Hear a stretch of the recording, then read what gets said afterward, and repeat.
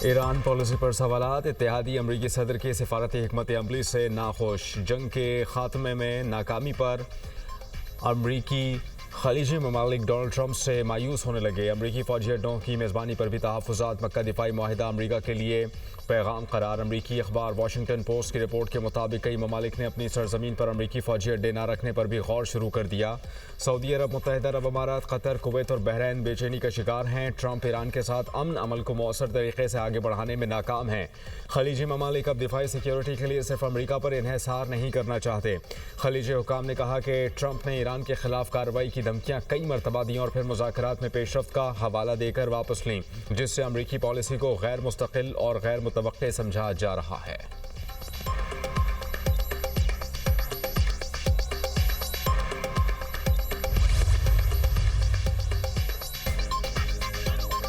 ईरानी army chief की आपने Hormuz को अमरीकी इलाका करार देने के ट्रंप के बयान पर सख्त तंबी। मेजर जनरल अमीर हातमी कहते हैं कि ऐसी बातों पर मजाक करना भी बड़ी गलती है। ईरान के मुहाफ़िज़ आपकी टांगें तोड़ देंगे। अमरीकी अफवाज को अमली तौर पर यहाँ से निकाल दिया गया। अमरीकी फ़ौज को अब खलीज, बहरा ओमान या आबना हुर्मुज़ में दाखिल होने की इजाज़त नहीं। ख़ित्ते में अमरीकी फ़ौजी अड्डों को दोबारा साबिका पोजीशन में वापस आने की इजाज़त नहीं दी जाएगी। ईरानी मुसल्लह अफवाज की जनरल स्टाफ अली अब्दुल्लाही ने कहा कि दुश्मन के हथियार डालने तक ईरान अपने जायज़ हुकूक की जद्दोजहद जारी रखेगा। अमरीका और इसराइल की मुकम्मल शिकस्त तक पीछे नहीं हटेंगे। अमरीका ने ख़ित्ते पर गलबा हासिल करने के लिए जारहियत जारी रखी हुई है। मुज़ाहमत की मीरास ईरान की नई नस्ल में मुंतकिल हो गई, जो दुनिया की ताकतवर फौज के सामने डट खड़ी रही।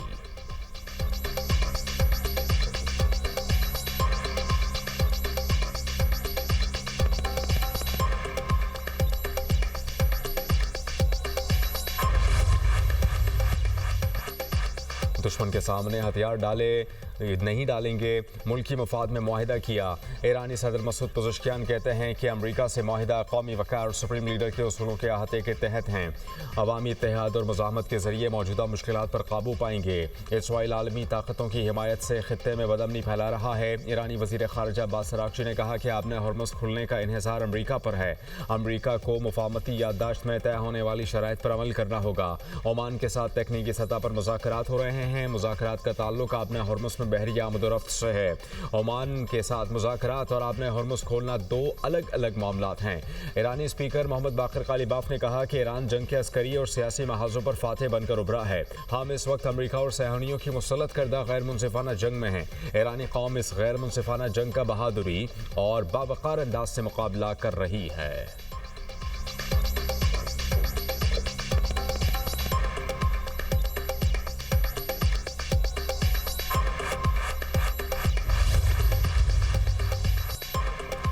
ईरान ने मुबैना तौर पर कतर में गिरफ्तार अपने 3 पायलट्स की तस्वीर जारी कर दी। ईरान ने गुज़श्ता रोज़ पहली मरतबा अपने पायलट्स की गिरफ्तारी की तस्दीक की थी। ईरान का कहना है कि 2 मार्च को कतर में अमरीकी फ़ौजी अड्डे पर हमले के बाद लापता होने वाले ईरानी फ़ज़ाइया के 3 पायलट्स को कतरी अफवाज ने गिरफ्तार कर लिया था।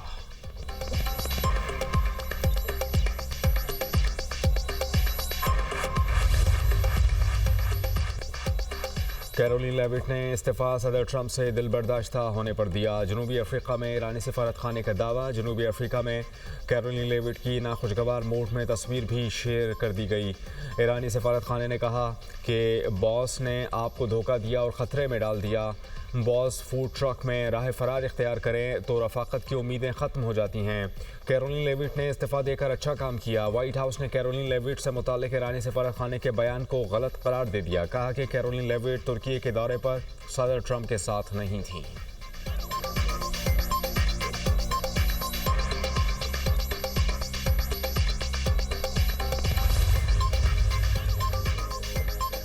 चीन पर अमरीकी टैरिफ से बचने के लिए आलमी नेटवर्क इस्तेमाल करके बड़े तिजारती धोखेदही का इल्ज़ाम। वाइट हाउस ने 25 सफ़ात पर मुश्तमिल रिपोर्ट जारी कर दी। अमरीकी सदर ने वाइट हाउस की रिपोर्ट शेयर कर दी। रिपोर्ट में दावा किया गया है कि चीनी अशिया भारत, इसराइल, कनाडा, यूरोपीय यूनियन, तुर्की, जापान और मलेशिया समेत 40 से ज़ायद ममालिक के ज़रिए अमरीका लाई जाती हैं ताकि टैरिफ से बचा जा सके। रिपोर्ट में पाकिस्तान का नाम शामिल नहीं। अमरीका को सालाना $26 अरब तक नुकसान होने का दावा। रिपोर्ट के मुताबिक चीनी बरामद चुनंदगान अपने सामान को बराह रास्त अमरीका भेजने के बजाय तीसरे मुल्क भेजते हैं। वहाँ पैकिंग या लेबल तब्दील करके जाहिर किया जाता है कि माल चीन का नहीं। तखमीना लगाया गया है कि सालाना 40 अरब से 303 अरब डॉलर्स की गैर कानूनी तरसील की जा रही है। धोखाधड़ी से अमरीका में 4.5 लाख नौकरियां खत्म हुई। रिपोर्ट सितंबर में चीनी सदर के मुतवक्के दौरा वाशिंगटन से कबल जारी की गई।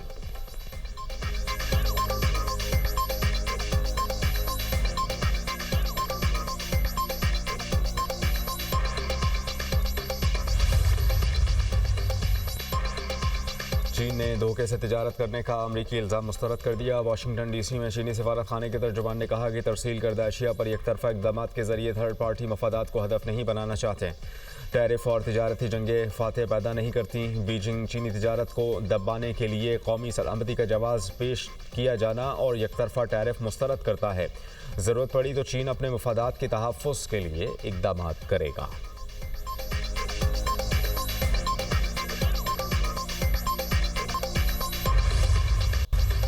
आज़ाद कश्मीर में हुकूमत साजी के लिए मरी में नून लीग की अहम बैठक। सदर मुस्लिम लीग नून नवाज शरीफ की ज़ेर सदारत दूसरे रोज़ भी इजलास। वज़ीर आज़म शहबाज शरीफ और वज़ीर आला पंजाब मरियम नवाज की भी शिरकत। वज़ारत उज़्मा के लिए पार्टी सदर शाह गुलाम कादिर, तारिक फारूक और वक़ार नूर के नामों पर गौर। इजलास में ख़वातीन की मखसूस नशस्तों और ओवरसीज़ की एक सीट पर भी मशावरत। शुरा ने आज़ाद कश्मीर इंतखाबात में ख़वातीन के भरपूर और फार किरदार को सराहा। ख़वातीन के लिए मखसूस नशस्तों पर सैरिश क़मर, मरियम कश्मीरी, नासिरा खान और निसार अब्बासी उम्मीदवार। ओवरसीज़ की नशस्त पर हाजी एहसान दानिश, अब्दुर्रहमान आराइन, राजा वसीम और राजा जावेद इकबाल के नामों पर गौर किया गया।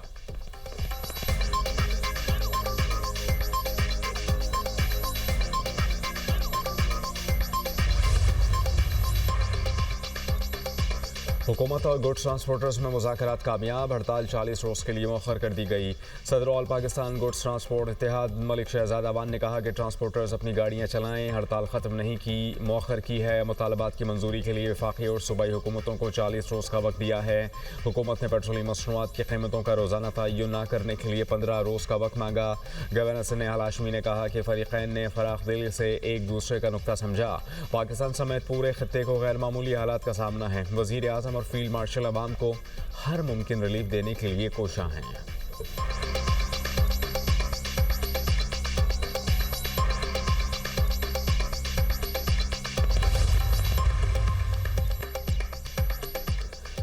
महंगी पेट्रोलियम मसनूआत के खिलाफ जमात इस्लामी सड़कों पर। लाहौर, कराची, पेशावर में एहतजाजी धरने। बड़ी तादाद में कारकुनान की शिरकत। जमात इस्लामी का हुकूमत से लेवी टैक्स खत्म करके पेट्रोल 225 रुपये फ़ी लीटर करने का मुतालबा। लाहौर में शेयरिंग क्रॉस पर धरने से अमीर जमात इस्लामी हाफिज नईमुर रहमान का खिताब। कहा कि जब तक हुकूमत ज़ालिमाना टैक्सेस से पीछे नहीं हटेगी धरना जारी रहेगा। सिर्फ एक कमेटी बना देने से काम नहीं चलेगा। जिनका पेट्रोल मुफ्त हो वो आवाम का दुख कैसे महसूस करेंगे। हुक्मरान रोज़ाना आवाम पर पेट्रोल बम गिराते हैं। हुकूमत लेवी कीमत में भत्ता वसूल कर रही है। बड़े बड़े जागीरदार टैक्स नहीं देते। ये जागीरदारी निज़ाम नहीं चलेगा। हमारी जिद्दोजहद जुल्म के ख़िलाफ़ और आवाम के लिए है।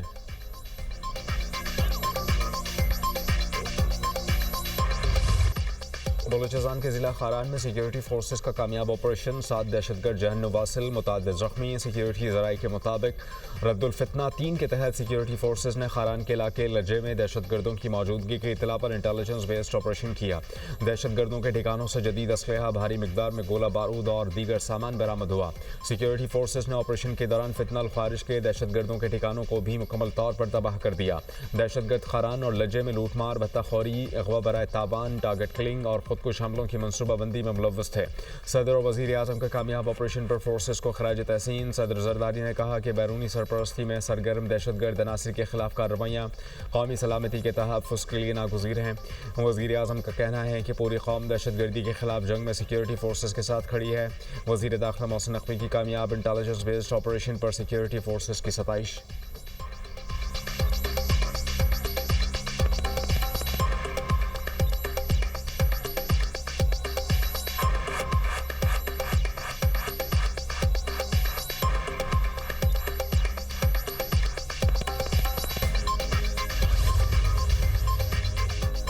फितनौल हिंदुस्तान के दहशतगर्दों का निशाना बलूचिस्तान की आवाम है। दहशतगर्द आम शहरियों, खवातीन और बच्चों को निशाना बना रहे हैं। ये बलूचिस्तान में अमन, तरक्की और तालीम नहीं चाहते। नौशकी में BLA के दहशतगर्दों ने माँ बेटी को कत्ल किया। घरों में घुसकर खवातीन को कत्ल करने वाले खुद को बलोच न कहें। गुयूर बलोचों का दहशतगर्दों से कोई ताल्लुक नहीं। वज़ीर आला बलूचिस्तान की मुशीर मीना मजीद बलोच की दीगर अरकान की हमरा प्रेस कॉन्फ्रेंस। कहा, खवातीन पर हमला करने वालों के खिलाफ खड़ा होना होगा। बुज़दिल कातिलों को कैफरे किरदार तक पहुँचाएंगे। किसी आलाकार को बलूचिस्तान का अमन तबाह करने नहीं देंगे। दहशतगर्दों का बयानिया अब नहीं बिकेगा। वज़ीर तालीम राहिला हमीद दुरानी ने कहा कि बलोच खवातीन को निशाना बनाना इंतहाई काबिल मज़म्मत है। मासूम खवातीन को किस बात की सज़ा दी गई? दहशतगर्द खवातीन को शहीद करके अपने मकासद हासिल नहीं कर सकते। डिप्टी स्पीकर बलूचिस्तान असम्बली गजाला गोला ने कहा कि बलोच रिवायात में औरत की बहुत इज्जत है। जिन दहशतगर्दों ने खवातीन को कत्ल किया उन्हें सज़ा मिलेगी।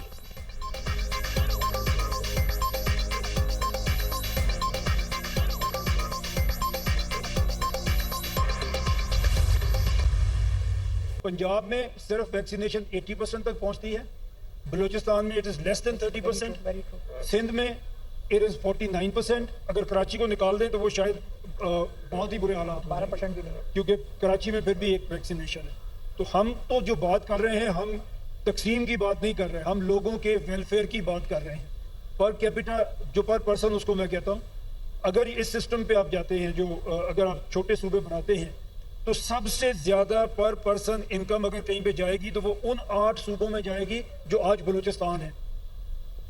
वो आपके अमीर तरीन सूबे होंगे।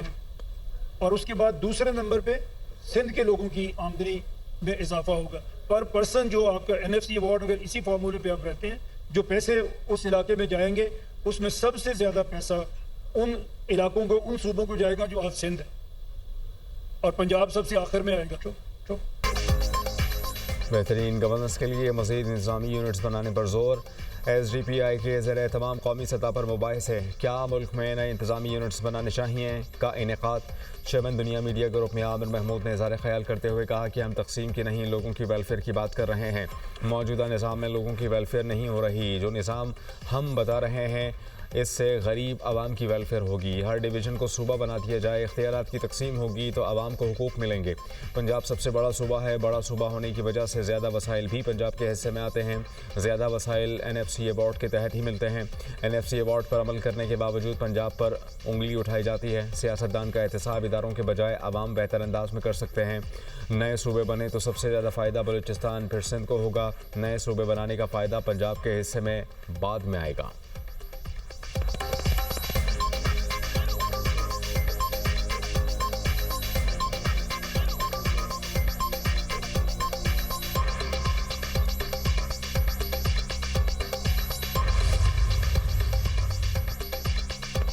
सिस्टम में इस्लाहत लाने की ज़रूरत है। इख्तियारात की तकसीम से आवाम को सहूलत मिलेगी।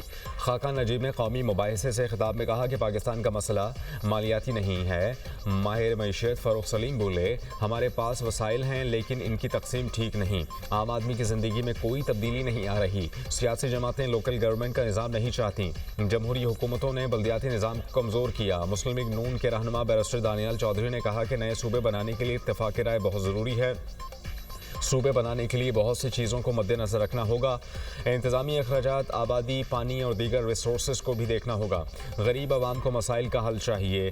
राना एहसान अफजल बोले, तरक्की याफ्ता ममालिक में इंतज़ामी ढांचा बहुत मजबूत है। मुआशी पॉलिसी बनानी है लेकिन हमारे पास डेटा ही नहीं। मुआशी पॉलिसी के लिए डेटा का होना बहुत ज़रूरी है। आसिया साक कहती हैं कि मौजूदा निज़ाम के तहत पाकिस्तान को मज़ीद नहीं चलाया जा सकता। नए सूबों के साथ बल्दियाती निज़ाम भी मजबूत करना होगा। 3 करोड़ 70 लाख आबादी थी तो सूबे 4 थे, आबादी 25 करोड़ हो गई। आज भी 4 सूबे हैं। दीगर मुमताज़ मुक़र्रीरीन और माहिरीन ने भी खिताब किया। मुल्क की तरक्की के लिए मजबूत बल्दियाती निज़ाम और इख्तियारात की निचली सतह तक तकसीम नागुज़ीर करार।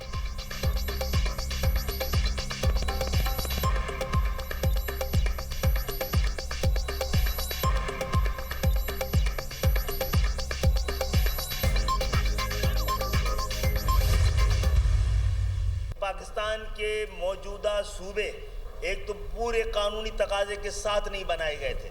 ज़्यादा सूबों की भी ज़रूरत इसलिए थी कि सूबे भी डिस्ट्रिक्ट और डिवीज़न के तरह एक एडमिनिस्ट्रेटिव यूनिट है। मुल्क भर में डिस्ट्रिक्ट और डिविजन्स बड़ी तादाद में, शायद आबादी की रफ्तार से भी ज़्यादा, वो तो बना दिए गए, लेकिन सूबे नहीं बनाए।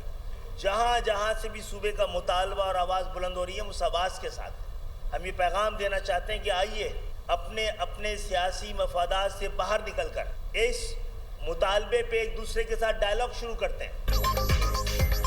MQM की नए सूबों की हिमायत चेयरमैन खालिद मकबूल सिद्दीकी ने कहा कि अब बनने चाहिए। नए डिस्ट्रिक्ट्स और डिवीजन्स तो बना दिए गए, लेकिन सूबे नहीं बनाए गए। सूबों के लिए उठने वाली हर आवाज़ की हिमायत करते हैं। पीपल्स पार्टी पंजाब में सराइकी सूबे का मुतालबा करती है। जो पंजाब में मुतालबा कर रहे हैं, क्या सिंध उसका हकदार नहीं? सूबे ना बनाने के जो असरात हो रहे हैं, इस पर बात करनी चाहिए। नए सूबे बनाने के लिए कौमी सतह पर डायलॉग होने चाहिए। मुस्तफ़ा कमाल ने कहा कि मुल्क का निज़ाम लोगों को बदगुमान कर रहा है। सूबे बनाना तकसीम नहीं है। सब मान गए, मगर पीपल्स पार्टी ने लोकल बॉडी तरमीम की मुखालफत की। इंतज़ामी यूनिट्स बनेंगे तो सिंध के हारी और किसानों को आज़ादी मिलेगी। पाकिस्तान को चलाने वाला वाहिद तरीका इंतज़ामी यूनिट्स का क़याम है। फ़ारूक सत्तार कहते हैं कि इंतज़ामी यूनिट्स बनाए बगैर पाकिस्तान का निज़ाम चलाना मुमकिन नहीं। मोरोसी सियासतदान सिंध के दुश्मन हैं। सूबे बनाना सिंध की नहीं, वसाइल की तकसीम है।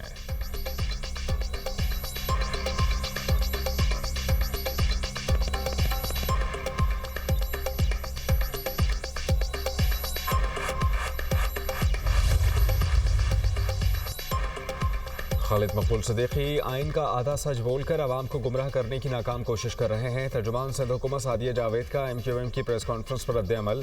कहा कि आइन में नए सूबे बनाने का तरीका लिखा हुआ है। गली मोहल्लों में नफरत फैलाकर मुल्क को तकसीम करने की इजाज़त नहीं दी जा सकती। अगर आइन का इतना ही एहतराम है तो MQM आइन की रूह यानी 18वीं तरमीम पर हमला क्यों करती है? नफरत का जो चूरन MQM दहाइयों से बेच रही थी, वो अब एक्सपायर हो चुका। तकसीम सिंध की बात करने वाले पहले अपनी टूटी हुई सफ़ों को तो जोड़ लें।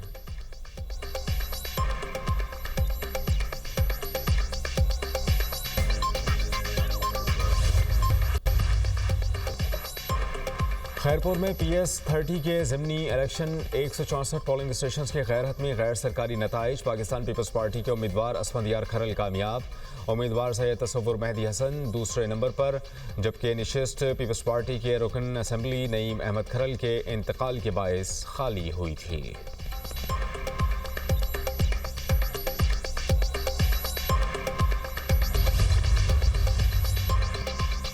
हज 2027 के लिए दरखास्तों की वसूली की तारीख तब्दील। हज दरखास्तें 17 के बजाय 18 अगस्त से वसूल की जाएंगी। ज़राए वज़ारत मज़हबी उमूर के मुताबिक दरखास्तें पहले आइए पहले पाइए की बुनियाद पर वसूल की जाएंगी। कोटा मुकम्मल होते ही दरखास्तों की वसूली रोक दी जाएगी। सरकारी हज स्कीम के लिए 60% यानी 1,07,526 का कोटा, निजी हज स्कीम के लिए 40% यानी 71,684 का कोटा मुख्तस। हज अखराजात 2 मसावे एक साथ में वसूल किए जाएंगे। हज दरखास्तें और अखराजात सिर्फ अभी बैंक के ज़रिए वसूल किए जाएंगे। बैरून मुल्क मुक़ीम पाकिस्तानी डिजिटल निज़ाम के ज़रिए हज दरखास्तें जमा करा सकेंगे।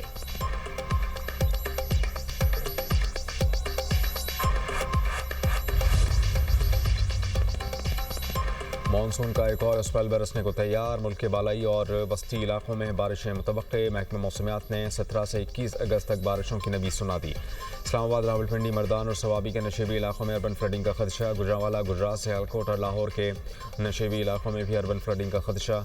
खैबर पख्तूनख्वा के पहाड़ी इलाकों, गिलगित बल्तिस्तान, मरी, गलियात और कश्मीर में लैंडस्लाइडिंग का अंदेशा।